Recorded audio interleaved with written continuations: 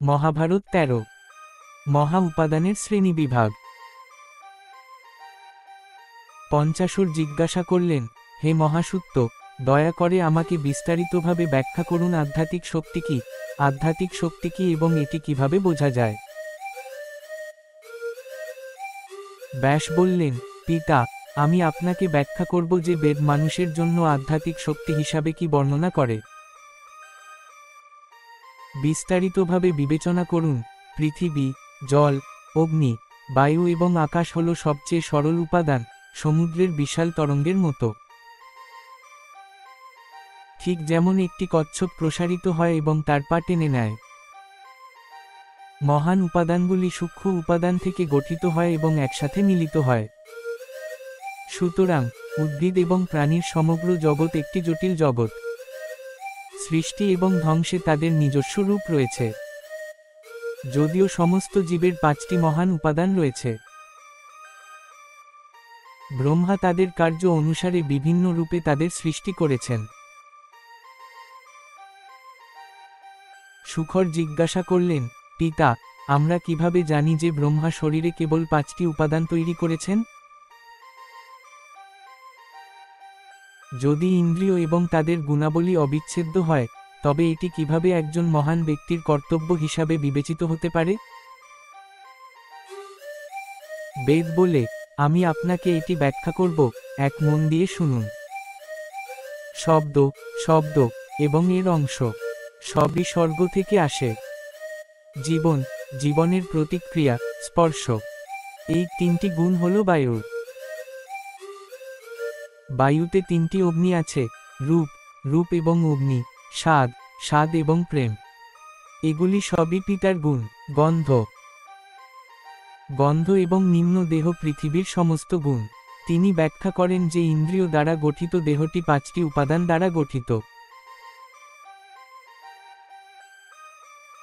গন্ধ হল বায়ুর গুণ, স্বাদ হল স্বাদের গুণ, রূপ হল আলোর গুণ, শব্দ হল মহাকাশ থেকে উদ্ভূত গুণ, মন, বুদ্ধি এবং প্রকৃতি সবই মহাকাশ থেকে আসে।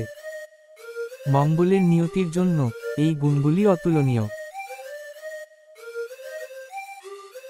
কচ্ছপ যেমন তার অঙ্গগুলি খুলে নিয়ন্ত্রণ করে, তেমনি জ্ঞান ইন্দ্রিয়গুলি তৈরি করে এবং নিয়ন্ত্রণ করে।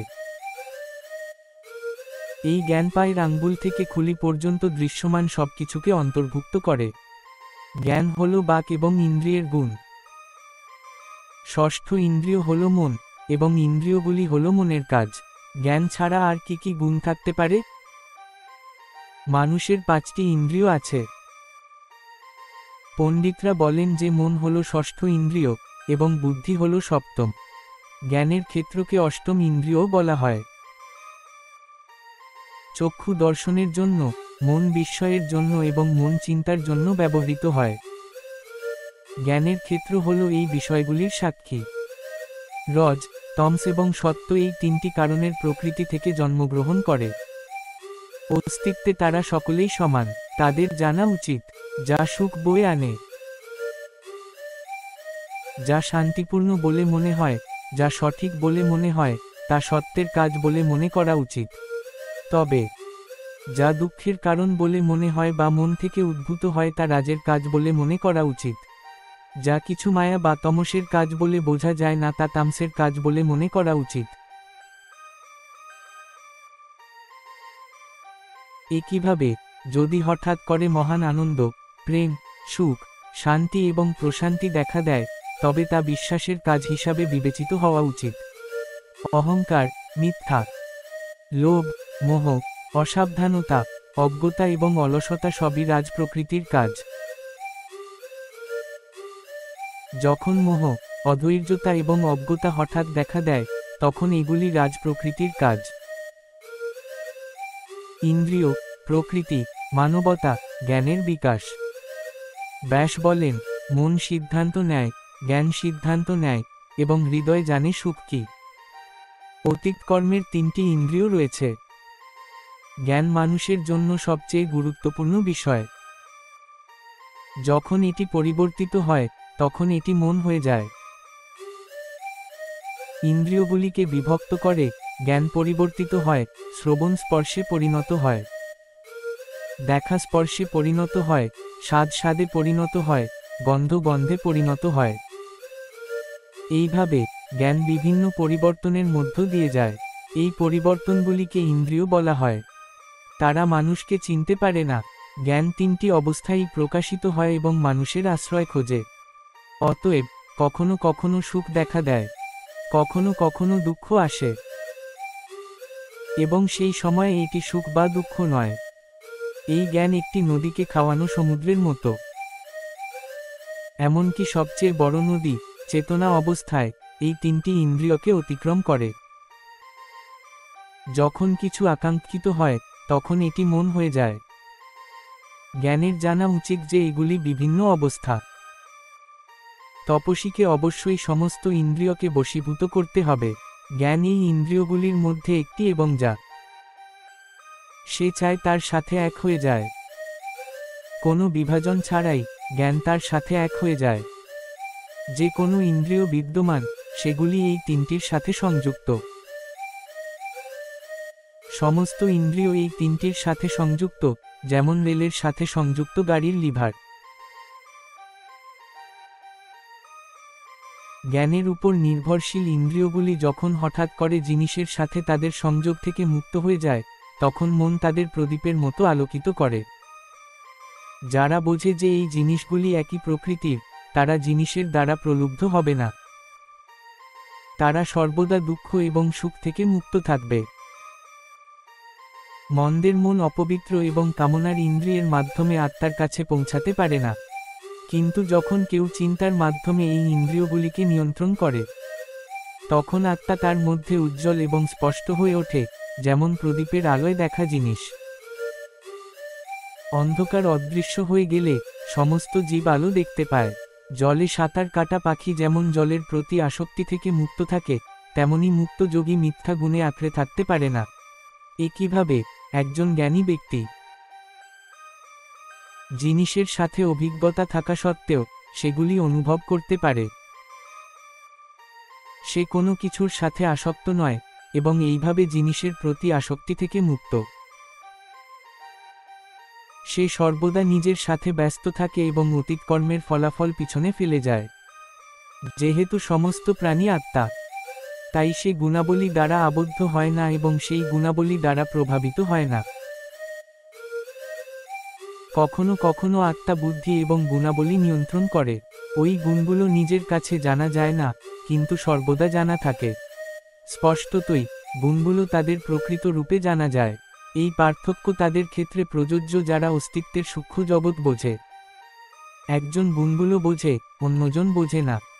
দুটি স্বাভাবিকভাবেই এক, কিন্তু পৃথক। মাছ জল থেকে আলাদা, শামুক আম থেকে আলাদা, কিন্তু তারা একসাথে বাস করে, এবং শামুক কলা থেকে আলাদা, কিন্তু তারা বেঁচে থাকে, কিন্তু তারা পৃথক। জ্ঞান, মঙ্গল এবং আলোর দিকটি অর্জন করুন।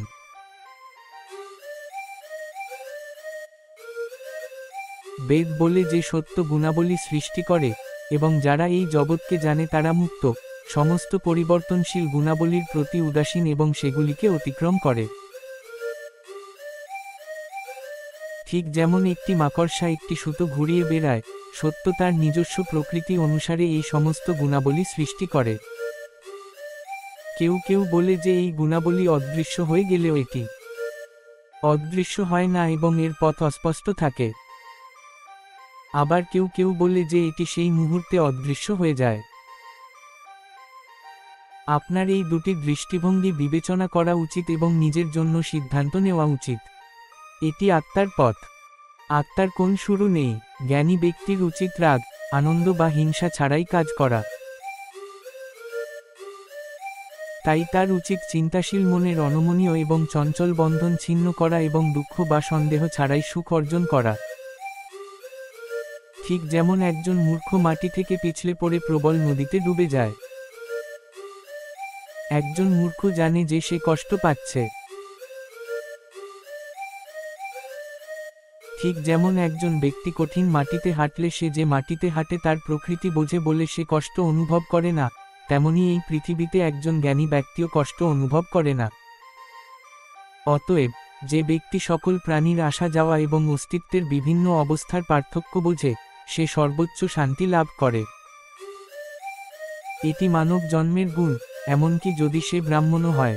জ্ঞান এবং শান্তি এটি অর্জনের জন্য যথেষ্ট। অজ্ঞতার কারণ যত বড়ই হোক না কেন, একজন জ্ঞানী ব্যক্তির ভয়ের আর কোনো কারণ নেই। জ্ঞানীর চিরন্তন ফল লাভের চেয়ে উচ্চতর পথ এবং ফল লাভ করা আর কেউ করতে পারে না। মানুষ প্রায়শই অন্যদের কষ্ট বা শোকগ্রস্ত দেখে সন্দেহ করে, কিন্তু যে জ্ঞানী ব্যক্তি তাদের কর্ম এবং ত্রুটির পরিণতি জানে সে অভিযোগ করে না। তুমি কি বুঝতে পারছো? এর পরিণতি সম্পর্কে চিন্তা না করে করা যে কোনো কর্ম তাদের অতীত কর্মকে ধ্বংস করে। একইভাবে ইন্দ্রিয়বাদীদের কর্ম প্রেম, ঘৃণা এবং বিদ্বেষের জন্ম দেয় না। সর্বোচ্চ গুণ, জ্ঞানের মাধ্যমে মুক্তি। ভুক্র জিজ্ঞাসা করলেন, কোন গুণ সর্বোচ্চ? বলুন, কোন গুণ সর্বোচ্চ? ব্যাস বললেন, আমি তোমাকে প্রাচীন ঋষিদের দ্বারা বর্ণিত সর্বোচ্চ গুণ ব্যাখ্যা করব। মনোযোগ সহকারে শুনুন। ঠিক যেমন একজন পিতা তার পুত্রকে নিয়ন্ত্রণ করেন, তেমনি একজনেরও তার একাগ্রতা এবং ইন্দ্রিয়গুলিকে নিয়ন্ত্রণ করা উচিত। নৈতিকতা অন্যান্য সকল গুণের চেয়ে শ্রেষ্ঠ। অধিকন্তু এই মহান গুণকে নিয়ন্ত্রণকারী 6টি ইন্দ্রিয়কে স্বচ্ছ মন দিয়ে নিয়ন্ত্রণ করে অনেক কিছুতে বিরক্ত না হয়ে নিজের উপর সন্তুষ্ট থাকা উচিত। যখন ইন্দ্রিয়গুলি সঠিকভাবে সংযুক্ত থাকে, আকাঙ্ক্ষা থেকে মুক্ত থাকে, তখন একজন ব্যক্তি তার আত্মার মধ্যে অসীম, সর্বোচ্চ আত্মা দেখতে পারে।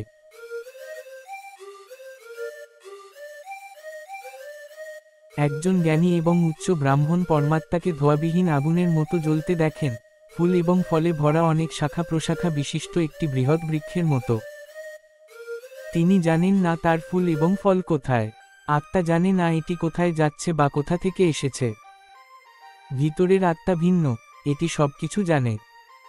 এই নদী পৃথিবীর সর্বত্র প্রবাহিত হয়, পঞ্চ ইন্দ্রিয় নামক কুমিরে পূর্ণ। মন তীর বেছে নিয়েছে, এটি লোভ এবং মোহের আগাছায় আবৃত। কামনা এবং ক্রোধের সাপ এটিকে আক্রমণ করে। সত্য হল এর প্রবেশদ্বার, এটি মন্দ দ্বারা আবৃত। ক্রোধ হল এর অজ্ঞতা, এটি একটি শক্তিশালী নদী। আপনি জানেন না এটি কোথা থেকে আসে।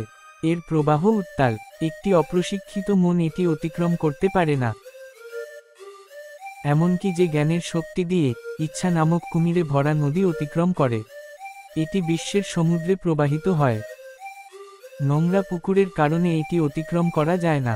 এটি নিজের কর্ম দ্বারা সৃষ্ট, এবং এটি জিলা নামক একটি ঘূর্ণি দ্বারা বেষ্টিত, যা এটি অতিক্রম করা কঠিন করে তোলে।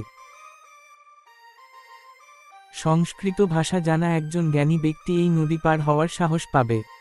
যারা এই নদী পার হবে তারা সকল বন্ধন থেকে মুক্ত হবে, পবিত্র আত্মা এবং পবিত্র জীবে পরিণত হবে। যারা সৎ জ্ঞানের আশ্রয় নেবে এবং রুক্ষ জ্ঞান অর্জন করবে তারা সকল প্রাণীকে অতিক্রম করতে সক্ষম হবে এবং একজন সুখী, পাপহীন আত্মায় পরিণত হবে। পাহাড়ের উপর একজন মানুষের মতো তাদের দিকে তাকাও, ক্রোধ, আনন্দ বা নিষ্ঠুরতা ছাড়াই। তারপর তুমি সকল প্রাণীর জন্ম এবং মৃত্যু দেখতে পাবে। যে কেউ এটি জানে সে জানে যে সে সকল প্রাণীর মধ্যে সেরা।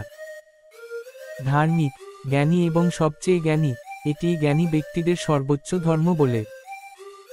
এটি আত্মার জ্ঞান যা সবকিছু জানে। হে আমার পুত্র, আমি তোমাকে যা বলেছি তা অবশ্যই তার অনুসরণকারী পবিত্র এবং সচেতন বিশ্ববাসীদের সাথে ভাগ করে নিতে হবে। আত্মার এই গোপন জ্ঞান একটি মহান রহস্য। আমি তোমাকে যে জ্ঞান দিয়েছি তা অবশ্যই অনুভব করতে হবে। ব্রাহ্মণ পুরুষও নয়, নারীও নয়, পুরুষও নয়। এতে কোন দুঃখ বা সুখ নেই, বরং এটি অতীত এবং ভবিষ্যতের জীবনের মূর্ত প্রতীক। এই জ্ঞান দিয়ে পুরুষ বা মহিলা কেউই পুনর্জন্ম লাভ করে না। এই ধর্মের নাম পুনর্জন্ম। হে আমার পুত্র, আমি তোমাকে সকল ধর্মের সারমর্ম ব্যাখ্যা করেছি। যদি প্রেম ও করুণার সন্তান জিজ্ঞাসা করে, তাহলে সে যেন তোমাকে আমি যে জ্ঞানের কথা বলেছি তা শেখায়। একজন ব্রাহ্মণের বৈশিষ্ট্য।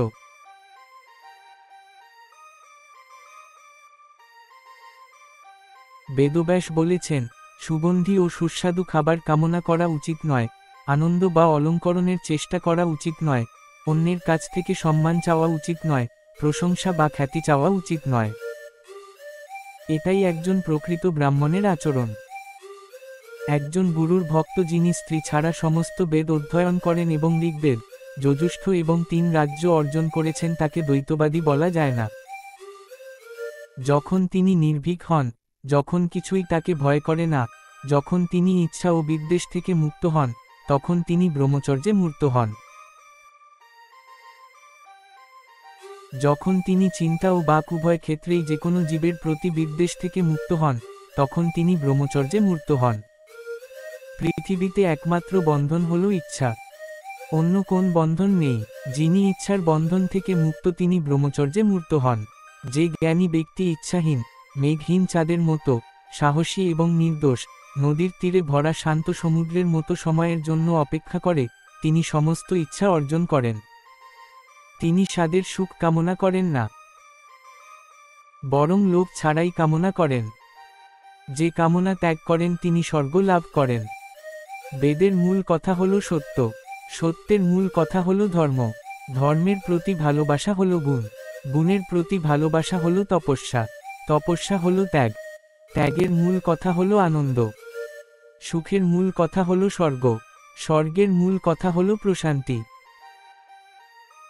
মানসিক কষ্টকে কামনা দ্বারা গ্রাস করা উচিত এবং সুখের সন্ধান করা উচিত। এটি হল প্রশান্তির সর্বোচ্চ প্রতীক। যার মধ্যে এই 6টি গুণ রয়েছে, দুঃখমুক্ত, মায়ামুক্ত, প্রশান্তি, সন্তুষ্টি, হিংসামুক্ত এবং আনন্দমুক্ত, সে সকল প্রচেষ্টায় সফল হবে। যে আত্মার 3টি গুণ অনুভব করে সে আত্মাকে বহিষ্কার করলেও তার অবস্থা অনুভব করবে। এই গুণগুলোকে বলা হয় গুণ। যে ব্যক্তি অকৃত্রিম, বিশুদ্ধ, নিঃশর্ত, অনির্ভরশীল এবং অনাস্ত আধ্যাত্মিক প্রকৃতি অর্জন করেছে সে অনন্ত আনন্দ লাভ করে। যখন মন সকল চিন্তা থেকে মুক্ত থাকে এবং তবুও আত্মা ছাড়া অন্য কিছুতে লিপ্ত হওয়ার সময় থাকে না, সম্পদ ছাড়াই খাদ্যে সন্তুষ্ট থাকে এবং বন্ধু ছাড়াই বন্ধুদের সাথে সন্তুষ্ট থাকে, সে একজন শক্তিশালী সত্তা যিনি বেদ জানেন, সর্বোচ্চ আধ্যাত্মিক সত্তা। যিনি দর্শনে নিমজ্জিত এবং সমস্ত ইন্দ্রিয়কে বন্ধ করে দেন তাকে আত্মবর্তী বলা হয়। যিনি চন্দ্রের মতো পরমেশ্বরের উপর মনোযোগ কেন্দ্রীভূত করে সমস্ত বাসনা ধ্বংস করেন, তিনি সকল দিক থেকে সুখ লাভ করেন। যিনি জীবন এবং সমস্ত জড় গুণাবলী ত্যাগ করেছেন। মহাভারত 14।